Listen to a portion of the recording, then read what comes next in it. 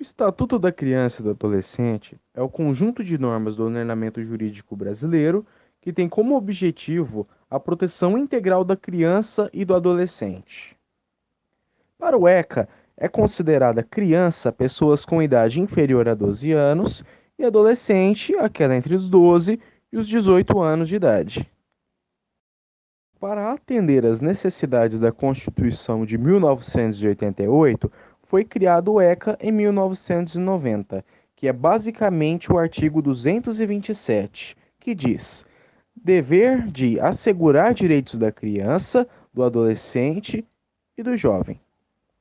Os principais artigos do ECA são o artigo 4, que tem a prioridade absoluta em casos de socorro e proteção, como em hospitais. A criança tem o direito de ser atendida primeiro.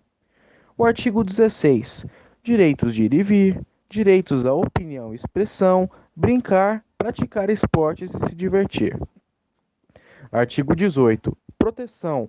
Combater o tratamento desumano, violento e aterrorizante, visando zelar pela dignidade da criança e do adolescente. Artigo 53. Tem direito à educação em pleno desenvolvimento e ensino gratuito perto de casa. Para os portadores de deficiência, temos o artigo 54, que é o direito ao atendimento educacional e especializado. E o artigo 56. Deve-se comunicar caso de maus tratos e faltas injustificadas, evasão escolar, com o propósito do desenvolvimento da educação da criança e do adolescente. O ECA é fundamental para o desenvolvimento da criança e do adolescente, protegendo-o e dando devida atenção a ele. Bem como direitos, a criança também possui deveres em caso de infrações da lei. As medidas socioeducativas são aplicadas apenas pelo juiz e apenas aos adolescentes, uma vez que crianças apenas recebem medidas protetivas. As medidas socioeducativas são advertência, que é admoestação verbal, obrigação de reparar o dano, medida aplicada quando o dano ao patrimônio só é aplicada quando o adolescente tem condição de reparar o dano causado. Trabalhos comunitários, tem tempo máximo de 6 meses, sendo 8 horas semanais, sem atrapalhar estudos ou trabalhos, ficando seu cumprimento possível para feriados e finais de semana. Liberdade assistida, tem prazo mínimo de 6 meses, sendo que o adolescente é avaliado a cada 6 meses. Semi-liberdade já é uma medida socioeducativa mais agravosa, também tem prazo mínimo de 6 meses. Internação é rígida por dois princípios, da brevidade e da excepcionalidade. Brevidade, porque não é decretado o tempo de sua sentença, embora tenha prazo mínimo de 6 meses e no máximo de 3 anos.